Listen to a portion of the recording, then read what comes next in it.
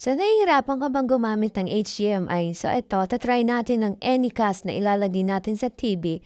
Gagawin nating smart TV ang TV mo. So, dahil sa Anycast, so ayan, bumili tayo dahil kailangan natin manood ng mga movies dahil hindi smart TV ang ating TV at hindi na rin tayo mahirapan na mag-present ng ating lesson, lalo-lalo na sa school, napakaganda nitong gamitin. So, ayan nga, first, ilalagay natin yung kanyang pinaka-chord sa kanyang saksakan.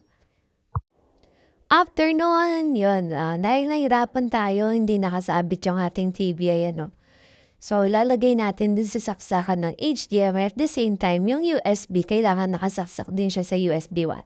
So, ayan na, kailangan nakakonect tayo sa Wi-Fi niya. Bibigyan pa niya ng password, which is the 128. Then, i-open mo lang yung Anycast or screen mirror mo. So ayan, after mo connect, searching for devices na, lalabas na yung Anycast. So, dito is pwede na makonect yung nilalaman ng iyong cellphone. So, naka-mirror na siya. So, kung magpe-present ka sa school, napakaganda niyang gamitin, lalo na kung iPad or tablet yung ating gamit.